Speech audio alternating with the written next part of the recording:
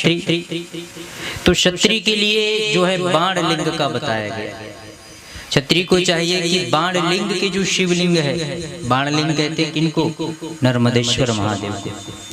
तो क्षत्रिय वर्ण को चाहिए कि वे भगवान नर्मदेश्वर महादेव का पूजन करना चाहिए। और जो क्षत्रिय नर्मदेश्वर महादेव का पूजन करता है, अभिषेक करता है, उनको पूर्ण फल प्राप्त होता है। ये इनके वर्ण के हिसाब का शिवलिंग है। और तृतीय वर्ण है वैश्य। वैश्य को चाहिए कि वे स्वर्ण के जो है शिवलिंग की पूजन करना चाहिए। जो वैश्य कहीं स्वर्ण के शिवलिंग का पूजन करता है तो उनको पूजन की पूरा फल प्राप्त हो जाता है। और चौथा वर्ण है सेवक वर्ण। तो सेवक वर्ण के लिए जो है भगवान कहते कि उनको जो है शिला के शिवलिंग का पूजन करना चाहिए। जो शिला की शिवलिंग मंदिर छोटे से, तो उनका यदि वह पूजन करे तो उसको पूजन का पूर्ण फल प्राप्त होता है। अब ऐसी बात नहीं है कि अन्य शिवलिंग का पूजा नहीं कर सकते। सब शिवलिंग का पूजा कीजिए, दोष कुछ नहीं। किंतु यदि इन शिवलिंगों का हम यदि पूजा करें वर्ण के हिसाब से तो हमको आधिक्य फल की प्राप्ति हो जाती है। जैसे हम कामना के अनुसार भगवान शिवलिंग की पूजा करते हैं, तो भाई आप अपने कामना के अनुसार कर रहे हैं तो अपने वर्ण के शिवलिंग का पूजन करो, तब ज्यादा फल प्राप्त होता है। तो यह बताया गया चारों वर्णों के हिसाब से। और कहा गया है कि यदि माताएं कहीं स्त्रियां कहीं भगवान शिव की पूजा करना चाहती है तो उनके लिए पार्थिव शिवलिंग सबसे सर्वश्रेष्ठ बताया गया। पार्थिव शिवलिंग अर्थात मिट्टी का जो बना हुआ शिवलिंग होता है वो माताओं के लिए सबसे सर्वश्रेष्ठ होता है। तो माताओं को यदि पूजा करना है, पूर्ण फल प्राप्त करना है, तो उनको चाहिए बढ़िया मिट्टी का शिवलिंग बना ले, उनकी पूजन करे, उनको पूर्ण फल प्राप्त होता है। और जैसे कोई माता विधवा है तो उनके लिए स्फटिक शिवलिंग का महत्व है। स्फटिक शिवलिंग की पूजा करे तो उनको पूर्ण फल प्राप्त होता है। तो शुद्ध जी कहते हैं शौनकादि ऋषि, प्रत्येक वर्ण के हिसाब से प्रत्येक व्यक्तियों के लिए भगवान की शिवलिंग की महिमा है पूजन की। लेकिन इनमें से जो बाणलिंग है, बाणलिंग कहते हैं नर्मदेश्वर महादेव। जो व्यक्ति नर्मदेश्वर महादेव और स्फटिक शिवलिंग, इन दोनों लिंगों की पूजा कोई भी कर सकता है, कोई दोष नहीं। और इनमें सबसे सर्वश्रेष्ठ है बाणलिंग, जिसको हम लोग नर्मदेश्वर महादेव कहते हैं। क्यों? क्योंकि नर्मदेश्वर महादेव अपने आप में स्वयंभू है, सिद्ध रहते हैं। कहीं आप नर्मदेश्वर महादेव की कहीं किसी दिन धोखे से पूजा भी न कर पाए तो दोष नहीं लगता। तो कभी भी घर में रखे तो प्रायः प्रयास ही करे कि घर में नर्मदेश्वर महादेव की स्थापना करनी चाहिए। तो इस प्रकार से वर्ण के हिसाब से बताए, युग के हिसाब से भी बताए कौन सी युग में किस लिंग की पूजा करने से सबसे ज्यादा फल मिलता था। तो जो सतयुग वाले थे तो सतयुग वाले सबसे ज्यादा मणि लिंग की पूजा करते थे। सतयुग में जब मणि लिंग की पूजा करते थे तब उस पूजा का पूर्ण फल सतयुग वालों को प्राप्त होता था। अब सतयुग के बाद आए क्या? त्रेता। तो त्रेता वाले जितने भी थे सब स्वर्ण की शिवलिंग बनाकर पूजा किया करते थे उस समय। तो उस समय स्वर्ण के शिवलिंग बनाकर जो पूजा करता था तब पूर्ण फल प्राप्त होता था। अब त्रेता के बाद आ गया क्या? द्वापर। तो द्वापर में जितने भी प्राय भक्त थे सब भगवान की पारद शिवलिंग की पूजा किया करते थे। देखे ना पारद का शिवलिंग, तो पारद की शिवलिंग बनाकर कब? द्वापर में पूजा किया करते। लेकिन अंत में कलयुग में आते आते इतनी सामर्थ्यता कम हो गई तो क्या किया जाए? तो हमारे श्री जी कहते हैं कि कलयुग में सबसे सर्वश्रेष्ठ है पार्थिव शिवलिंग। मिट्टी का शिवलिंग बनाकर जो भक्त भगवान के अभिषेक करता है कलयुग में उसको पूर्ण फल इन्हीं से प्राप्त होता है। श्रुति जी कहते हैं भैया, जैसे देवों में श्रेष्ठ कौन है? महादेव। नदियों में श्रेष्ठ गंगा और वृक्षों में श्रेष्ठ बिल्व। इसी प्रकार लिंगों में श्रेष्ठ कौन है? पार्थिव शिवलिंग है। तो कलयुग में जब हम पार्थिव शिवलिंग बनाकर जब उसकी बढ़िया से भाव के साथ पूजन करते हैं तो कलयुग में पूर्ण फल प्राप्त हो जाता है। तो ये पूजन का विधान कौन बता रहे हैं? श्रुति जी महाराज। तो अब पूजन कैसे करें लिंग की? तो शुद्ध जी कहते हैं कि भाई मिट्टी कहाँ से लाए शिवलिंग बनाने के लिए? तो बोले जहाँ तालाब हो, तालाब के किनारे की मिट्टी, नदी के किनारे की मिट्टी पवित्र मानी जाती है। हो सके तो तालाब के अंदर घुसकर उसके अंदर की मिट्टी निकाल के लाओ, उनका शिवलिंग बनाओ। और ना मिले तो बढ़िया कहीं पर भी मिट्टी मिल जाए, उनको लाकर बढ़िया से शिवलिंग बनाना चाहिए। अब इधर शिव पुराण में मिट्टी का भी जो है वर्णों के हिसाब से वर्णन है। ब्राह्मण यदि कहीं शिवलिंग बनाना चाहे तो ब्राह्मण के लिए श्वेत मिट्टी, सफेद रंग की मिट्टी के शिवलिंग बनाने का आदेश है। ब्राह्मण को यदि शिवलिंग की पूजा करनी तो सफेद मिट्टी आती है, उनका शिवलिंग बनाकर वो अभिषेक करे। यदि क्षत्रिय को करना है तो क्षत्रिय के लिए लाल मिट्टी का प्रावधान है, लाल मिट्टी का जो है शिवलिंग बनाए। वैश्य को करना है तो पीली मिट्टी जो आती, चिकनी मिट्टी, पहले घर लिपा करते तो पीली मिट्टी। और चौथे वर्ण के लिए काली मिट्टी जो सामान्य हमारे क्षेत्र में मिलती है। और यदि ना भी मिले मिट्टी तो कोई बात नहीं, जो मिट्टी मिले उसी में भाव के साथ भगवान का निर्माण कीजिए। और बढ़िया कहीं से भी मिट्टी लाकर उनको पवित्र गंगा जल छिड़क कर उसमें थोड़ा दूध डालकर बड़े भाव के साथ भगवान के शिवलिंग का निर्माण करना चाहिए। तो हम जब शिवलिंग का निर्माण करें उस समय मंत्र मन से जो है भगवान के पंचाक्षर मंत्र का जाप होना चाहिए।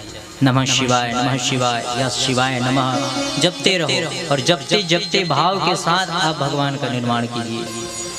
आप जब भाव के साथ निर्माण करेंगे कि मैं प्रभु को बना रहा हूँ या बना रही हूँ, इसमें मेरे प्रभु आकर विराजित होंगे, तो जब भाव के साथ हम उनका निर्माण करेंगे तो भोले बाबा सोचते भाव के साथ मुझे मेरा भक्त बुला रहा है, तब तो जाना ही पड़ेगा।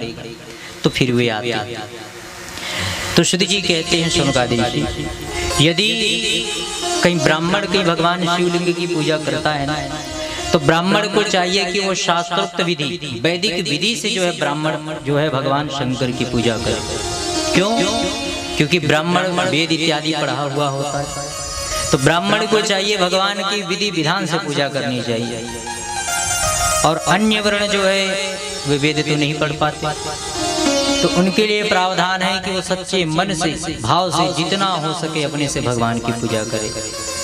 तो जो ब्राह्मण देवता शास्त्र विधि से जो पूजन करते हैं वही अन्य वर्ण के कहीं भाव के साथ भगवान शिव की पूजा करते हैं, दोनों को बराबर ही फल प्राप्त होता है। तो इस प्रकार से बढ़िया सुंदर भगवान शिवलिंग की जो है महिमा बताएं किस प्रकार से पूजन करना चाहिए।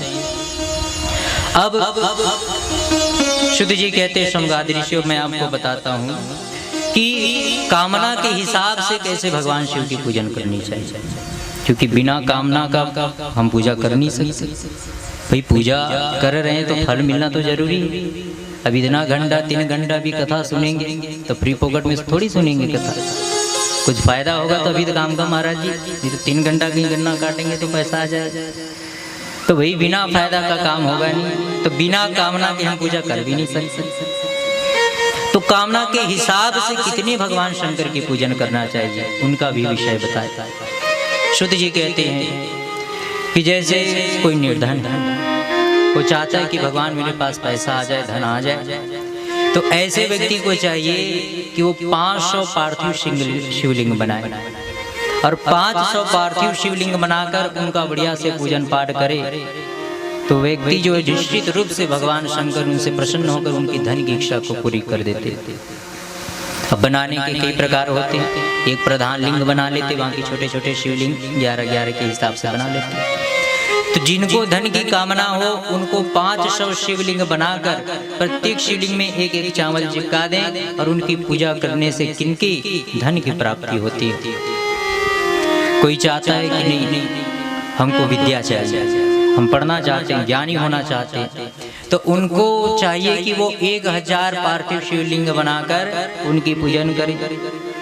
भगवान शंकर मुख्य ज्ञान के देवता, ज्ञान देते हैं। तो जो 1000 शिवलिंग बनाकर पूजा करते हैं या कामना से कि भगवान मेरा बच्चा पढ़ ले, तो उनके नाम से संकल्प करके 1000 शिवलिंग बनाकर पूजा करने से विद्या की कामना पूर्ण हो जाती है। किसी के संतान नहीं है तो संतान वालों को चाहिए कि भगवान के 1500 शिवलिंग बनाए और 1500 शिवलिंग बनाकर उनके सच्चे भाव से पूजन करते जाए तो निश्चित ही भगवान शंकर उनके जो पुत्र की इच्छा है या पुत्री की कामना है उसको भी पूर्ण कर देते हैं। और जिनको चाहिए कि नहीं हमको तो मुक्त होना है संसार से, लपड़ा में नहीं पड़ना, तो शुद्ध जी महाराज कहते हैं ऐसे व्यक्ति को 1 करोड़ शिवलिंग बनाकर उनका अभिषेक करना चाहिए। और जो व्यक्ति 1 करोड़ शिवलिंग बनाकर कहीं अभिषेक करने लग गया तो फिर उसको इस संसार में मुक्त होने से कोई भी नहीं रोक सकता। वो साक्षात भगवान शंकर के समान हो सकता है। इसलिए प्रत्येक कामना के अनुसार भगवान शिव की अलग अलग पूजन विधि बताई गई। तो आपकी जो कामना है उस कामना के हिसाब से भी भगवान शंकर की पूजन कर सकते हैं। और कामना के हिसाब से भगवान के ऊपर जल का प्रक्षेपण या अन्न का प्रक्षेपण भी किया जाता है। कल की कथा में आपने सुना ना कि आपकी जो कामना है उस हिसाब से आप भगवान पर जल चढ़ा सकते हैं। राजपाट चाहिए, सम्मान चाहिए तो सूर्य को स्ट्रांग करना है तो भगवान के ऊपर गुड़ वाला पानी चढ़ाए। तो अन्न का प्रक्षेपण करना है, अन्न चढ़ाना है।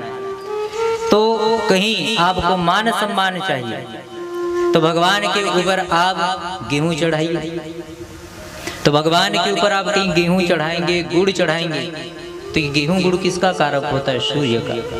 सूर्य मान सम्मान दिलाता है। तो भगवान के ऊपर गेहूं या गुड़ चढ़ाने से समाज में मान सम्मान, पद प्रतिष्ठा, यहाँ तक कि सरकारी नौकरी भी चाहिए जिसको भाई सरकारी नौकरी चाहिए तो ग्रह को प्रसन्न करना पड़ेगा। जो ग्रह सरकारी नौकरी देता है तो कौन? सूर्य पद प्रतिष्ठा देता है। तो जो बच्चे की सरकारी नौकरी की तैयारी कर रहे हैं उनको भी चाहिए कि भगवान शंकर के ऊपर गेहूं या गुड़ अवश्य चढ़ाए रविवार के लिए। इससे भगवान सूर्य प्रसन्न होते जिससे उनकी जो कामना है सब पूर्ण हो जाती है। कहीं भगवान चंद्रमा को प्रसन्न करना है तो चंद्रमा को प्रसन्न करना है। चंद्रमा किसका कारक होता है? मन का। कहीं मन भटक रहा है, मन अशांत है तो आप प्रत्येक सोमवार को या तो चाहे तो प्रत्येक दिन और ना हो सके तो सोमवार को भगवान में क्या चढ़ाए? अक्षत चढ़ाए। चंद्रमा का रंग होता है सफेद, अक्षत होता है सफेद। तो अन्न में अक्षत जो है चंद्रमा का कारक होता है। तो जो व्यक्ति भगवान शंकर में अक्षत चढ़ाता है उसका चंद्रमा अच्छा हो जाता है। और मंगल खराब हो, मंगल का भी उपाय कीजिए। लाल, मंगल का रंग होता है लाल, तो लाल क्या होता है? मसूर का दाल अन्न में। तो आप मसूर का दाल कहीं चढ़ाएंगे तो आपका मंगल अच्छा हो जाएगा। और बुध कहीं खराब है तो बुध के लिए क्या चढ़ाना चाहिए? हरा रंग, मूंग आता है हरा रंग। तो ये सब धान्य सब बता रहा हूँ। तो मूंग चढ़ा सकते हैं। यदि गुरुदेव खराब है तो पीला चना का दाल, शुक्र है तो इत्र, शनि कहीं 7.5 है या बिना भी हो ढैया हो, आप प्रत्येक शनिवार को भगवान शंकर में काला तिल चढ़ाइए। काला तिल चढ़ाने से हमारा शनि जो है कंट्रोल में आने लग जाता है, क्योंकि भगवान शंकर शनि को नियंत्रित करते। और भगवान शंकर बस एक ऐसे देव हैं जिनकी आराधना करने से सारे के सारे ग्रह एक साथ शांत हो सकते। भैया आप पंडित जी के पास जाएंगे वो तो 1000 ग्रह बताएंगे, एक ग्रह खराब, वो ग्रह खराब, कोई ना कोई खराब होगा ही। तो इसका क्या उपाय है? बोले उनका सबसे श्रेष्ठ उपाय है भगवान शंकर की आराधना। और भगवान शंकर की यदि आराधना कर लिया जाए, कोई भी ग्रह कोई भी नक्षत्र खराब हो सबके सब ठीक हो जाते हैं। भगवान के सबसे बड़े मंत्र है महामृत्युंजय मंत्र, वेद के मंत्र है जिस मंत्र के जाप से बड़े अकाल मृत्यु को भी टाला जा सकता है। तो शुद्ध जी महाराज कहते हैं इस प्रकार कामना के हिसाब से जो अपना भगवान शंकर का पूजन करता है उनकी सारी कामनाएं पूर्ण हो जाती है। ये तो कामना के हिसाब से। लेकिन शौनकादि ऋषि जो भक्त निष्काम भाव से कहीं भगवान शंकर की पूजा करता, भगवान तो उसके पीछे पीछे पड़े रहते हैं शिव जी, क्योंकि भगवान को निष्काम भक्त बड़ा अच्छा लगता है। जैसे निष्काम भक्ति कौन करते थे? हनुमान जी महाराज। हनुमान जी बिल्कुल निष्काम भक्ति करते थे, राम जी की सेवा, केवल उनका कर्तव्य ही है सेवा करना। और जब आप निष्काम भाव से की भक्ति करने लग जाएं, किसी की भी सेवा चाहे भक्ति, तब फिर वो सामने वाला बहुत देता है। जैसे एक समय की बात है जब रावण और राम का युद्ध हो रहा था, तो हनुमान जी महाराज को पता चला कि इस बार कौन, इंद्रजीत आने वाला है युद्ध में। और इंद्रजीत इतना जबरदस्त योद्धा है कि इसको त्रैलोक्य में कोई नहीं हरा सकता। रावण के बाद दूसरा नंबर का सबसे शक्तिशाली था। जब रावण इंद्रजीत को जन्म देने वाला था तो रावण सोचा कि मैं इस बार ऐसे पुत्र प्रकट करूंगा, उनको जन्म दूंगा जो अमर हो, कभी मर ही न सके। तो जब इंद्रजीत का जन्म होने वाला था उस समय 9 के 9 ग्रह को कौन, रावण अपनी शक्ति से बंदी बना लिया। अब कल्पना कर सकते रावण कितना शक्तिशाली रहा होगा कि 9 के 9 ग्रहों को बंदी बनाकर अपने कारावास में डाल दिया। क्योंकि कोई ग्रह खराब होगा तो कोई ना कोई बीमारी देगा, लेकिन 9 के 9 ग्रह मेरे पास हैं तो फिर अमर हो गया। तो उसी समय कौन, धोखे से शनिदेव भाग गए जेल से। तो जब उनका जन्म हुआ इंद्रजीत का, उस समय केवल शनिदेव बस आजाद थे, जिसके कारण इंद्रजीत अमर ना हो सका। रावण को पता चला, अब तो पकड़ के शनिदेव को अपने सिंहासन के नीचे, अपने पैर के नीचे दबा के रखता। शनिदेव बड़े परेशान थे। तो एक दिन कौन, हनुमान जी महाराज पहुंचे।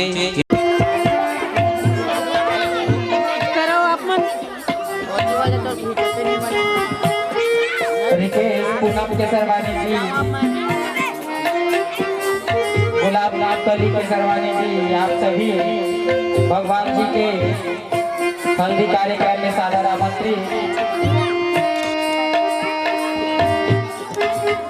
शशि के सरवानी जी, आप भी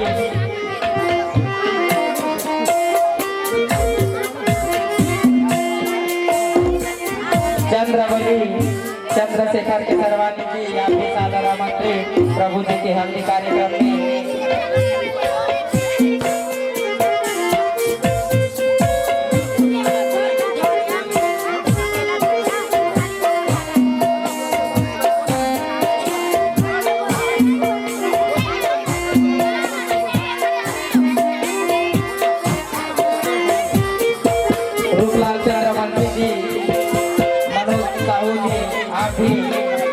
भगवान जी के हल्दी कार्यक्रम में रूपलाल जी और उनके धर्म पत्नी जी, आप सादर आमंत्रित। मनोज साहू जी और उनके धर्म पत्नी जी, आप भी सादर आमंत्रित हल्दी कार्यक्रम में भगवान भोलेनाथ के। भाई आराम से बैठ जाओ।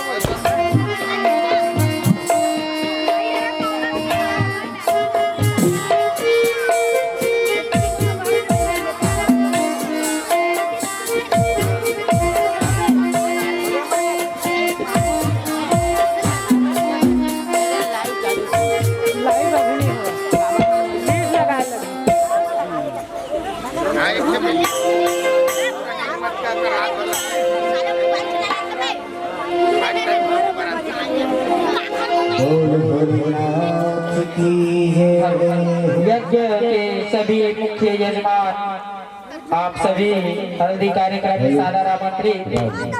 श्री रुद्र महायज्ञ के सभी यजमान जी,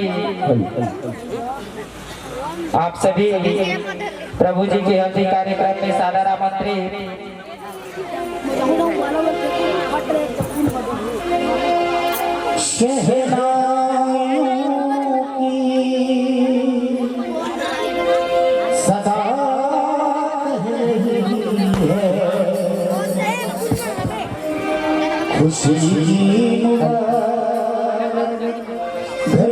रोशनी कैसा कैसा आप भी सादर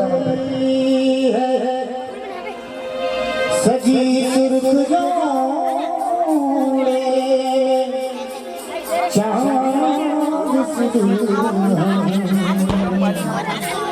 फलक से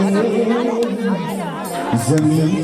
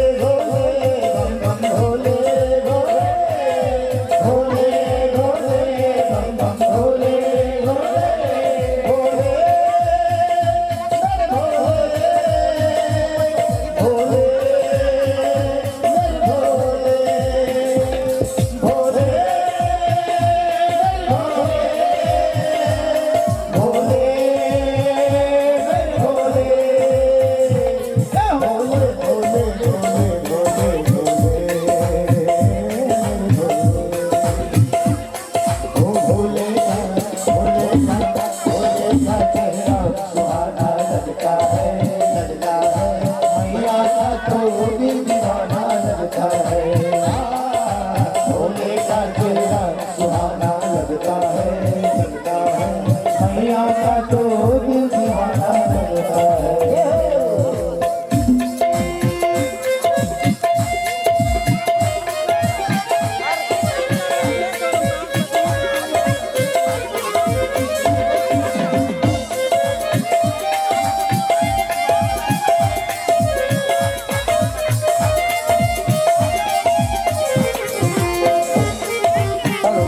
समस्त ग्रामवासी प्रेमी से बताए गए हैं और मंचन सभी बताए गए, आप भी सब साझा रखें।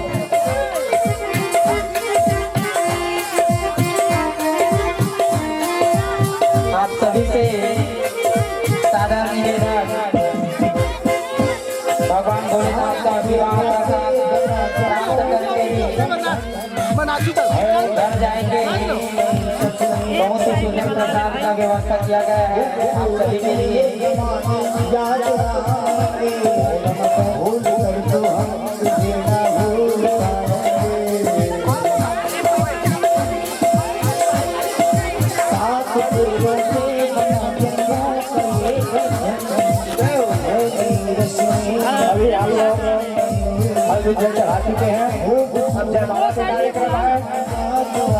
तो मैं निवेदन करता हूँ कि आप सभी भगवान शंकर जी पार्वती मैया के जयमाला विवाह अभी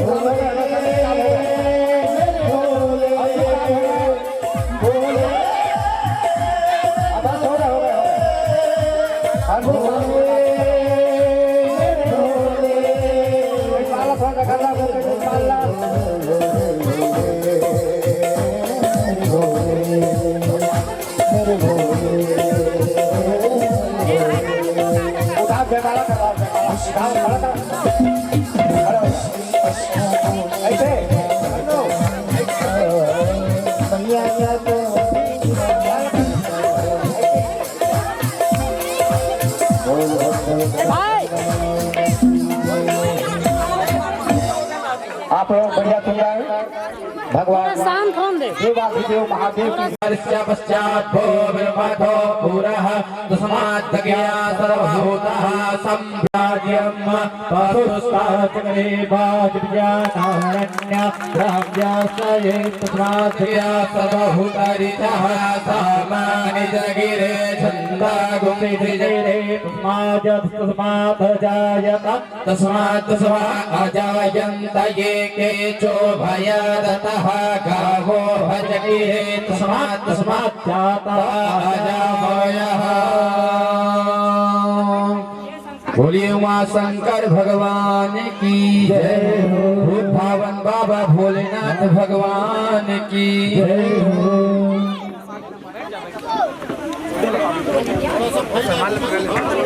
अभी हमारे मुख्य यजमान श्री राकेश किशोरवानी जी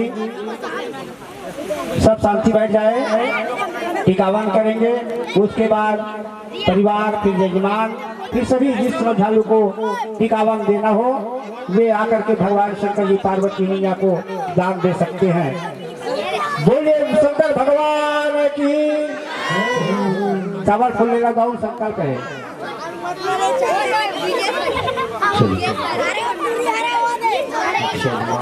चावल पुष्प रखी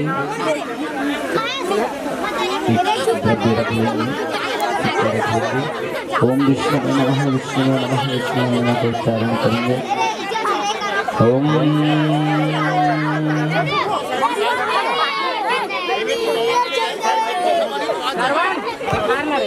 सभी भक्तगण अपने स्थान में बैठेंगे और जो सामने में भीड़ लगा के रखे हैं लोग भी यथा स्थान ग्रहण करेंगे। सभी लोग अपने यथा स्थान में बैठे। प्रांगण स्थित श्री शिव महापुराण पंडाल प्रांगण स्थित मासानाम सप्तमे श्री गौरी गणेश सम्मुखे प्रांगण स्थित मासानाम सप्तमे माघशीर्ष मासे शुक्ल पक्षे नवम्यां शुभमा पुण्यतिथौ रोहिणी नक्षत्रे वैधत योगे कौलकर्णे तैतुलकर्णे रविवार वासरायां वितायां चंद्रासे स्थिते श्री वृषभ चंद्रासे श्री मिथुन सूर्य राशि श्री कुंभ श्री उत्तरायण संवत्सर 2080 विक्रम संवत्सरेण सकसवान महात्मना 1942 महात्मना हम गोत्रोत्पन्न हम उपनामः सपत्नी को हम अपने गोत्र का नाम उच्चारण करेंगे, अपने नाम उच्चारण करेंगे। सपत्नी को हम पत्नी का नाम उच्चारण करेंगे।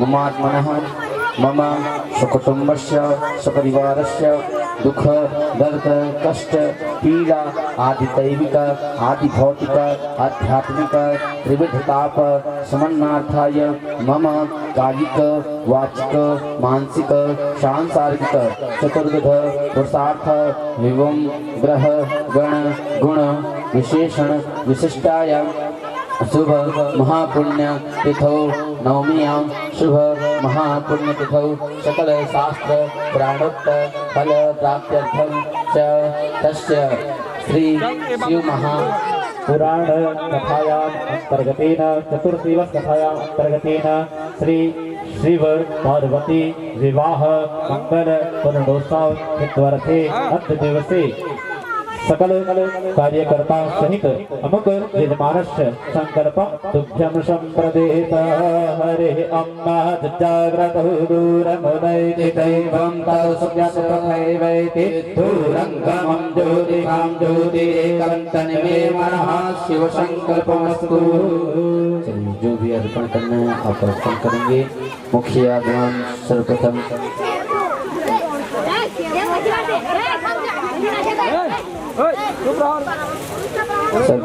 मुख्य यजमान अर्पण करेंगे श्री शिव महा। यदि वहाँ पर दूध की व्यवस्था होगी तो पहले दूध से चरण अब स्पर्श करा लेंगे, नहीं होगी तो जल से। हरे अम्मा पायः तथव्या पाय ओखसी गोपजो तत्यन्तर्गते पयोधा परिपतिः परिसः सन्तु मह्यम्मा। हम शुद्धबालः सर्वशुद्धबालः काणिबालस्य आस्मिनः स्वेतः स्वेतः धीरुणधीरद्राज पशुपतये कर्णः यामः अवलेपतारद्रानभोरूपाः पार्जन्याः।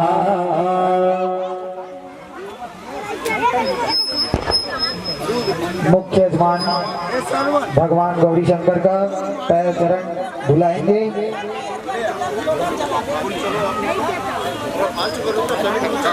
चरण धुलवाना है। मन्नू भाई दिला थोड़ा पीछे करा दे चरण बस पीछे रही लो।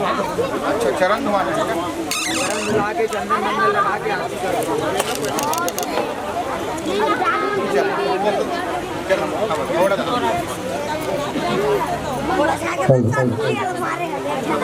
बोलो भूत भागवत भगवान की जय। हमारे मुख्य जजमान श्री राकेश केसरवानी जी के तरफ से भूत भवन के इस विवाह पर भगवान शंकर के सभी प्रकार के समांगा और शिव चांदी के अर्पण किए हैं तथा माता पार्वती के लिए पैर पट्टी चांदी के भगवान के चरणों में अर्पित किए हैं। उनके श्रद्धा भक्ति की जाए।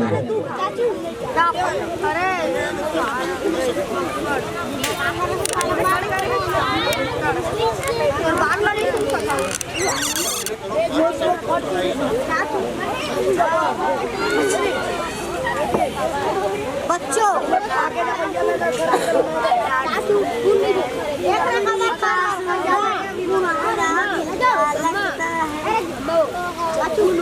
श्री सच्चिदानंद केसरवानी दाऊ जी की तरफ से भगवान के विवाह में 401 रुपए अर्पण किए। उनके श्रद्धा भक्ति की जाए, उनके सह परिवार की जाए।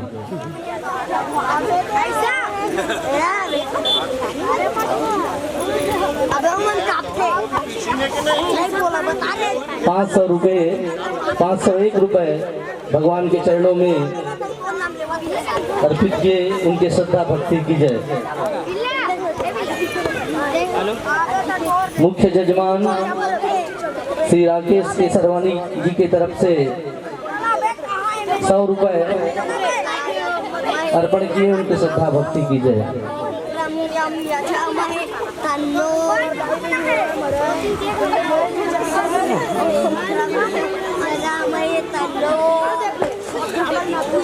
श्री मनोज साहू जी ग्राम गेगड़ा की तरफ से भगवान के विवाह में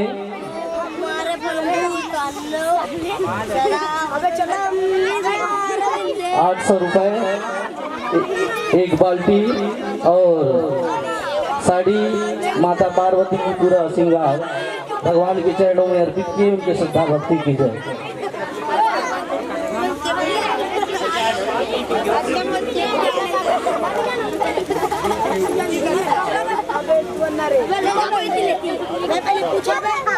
श्री रिकेश केसरवानी के तरफ से भगवान के विवाह में 5 पचहर भगवान के चरणों में अर्पित किए उनकी श्रद्धा भक्ति की जय।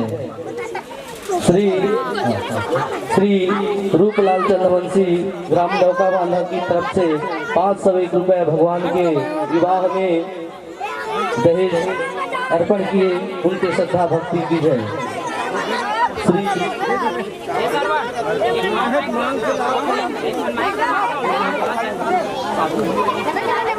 हमारे इस यज्ञ के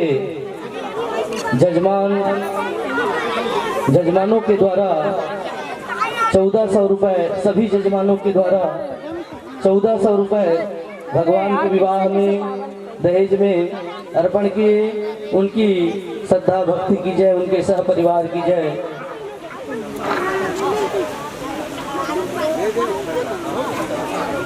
श्री विनोद केसरवानी जी की तरफ से भगवान के विवाह में 501 रुपए दहेज अर्पण किए उनके श्रद्धा भक्ति की जय।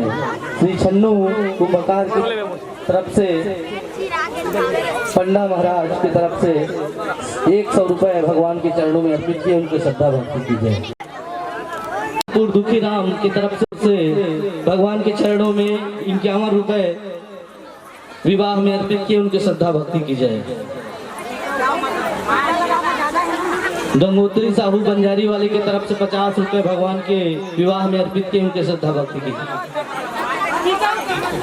भिक्खू साहू बंजारी वाले की तरफ से 50 रुपए भगवान के चरणों में अर्पित की उनके श्रद्धा भक्ति। रिखिया निषाद की तरफ से 11 रुपए भगवान के विवाह में अर्पित किए उनके श्रद्धा भक्ति। जितेंद्र चंद्रवंशी बंजारी वाले की तरफ से गिफ्ट विवाह में अर्पित की उनके श्रद्धा भक्ति की जय। मुकेश निर्मलकर गेगड़ा वाले की तरफ से 50 रुपए भगवान के विवाह में अर्पित किए उनके श्रद्धा भक्ति की जय। जलेश्वर कुंभकार देवरी वाले की तरफ से 100 रुपए भगवान के विवाह में अर्पित किए उनके श्रद्धा भक्ति की जय। सुखदेव रजत कमरुआ वाले की तरफ से 50 रुपए भगवान के विवाह में अर्पित किए उनके श्रद्धा भक्ति की।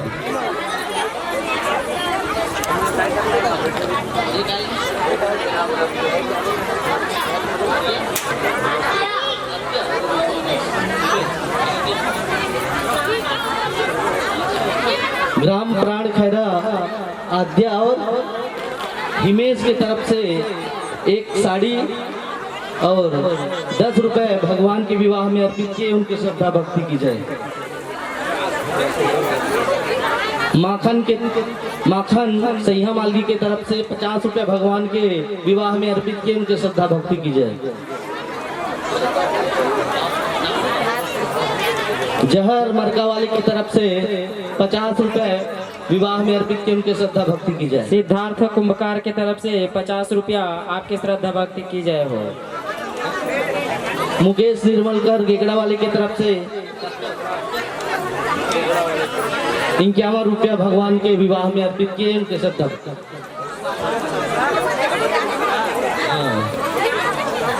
शंकर यादव देवरी वाले की तरफ से 50 रुपए भगवान के विवाह में अर्पित किए उनके श्रद्धा भक्ति की जय। कौशल्या निर्मलकर गेगड़ा वाले की तरफ से 50 रुपए भगवान के विवाह में अर्पित किए उनके श्रद्धा भक्ति की जय। माया राम की तरफ से 50 रुपया कृष्णा के तरफ से 50 रुपया। अग्नु साहू बंजारी पारा वाले की तरफ से 100 रुपया भगवान के विवाह में अर्पित किए। उनके श्रद्धा भक्ति की जय, उनके सह परिवार की जय। सुखनंदन कुंभकार के तरफ से 51 रुपया। आपके श्रद्धा भक्ति की जय हो। निशा निषाद और चमेली निषाद देवरी वाले की तरफ से 20 रुपए भगवान के विवाह में अर्पित किए। उनके श्रद्धा भक्ति। सुमित्रा साहू के तरफ से 51 रुपया।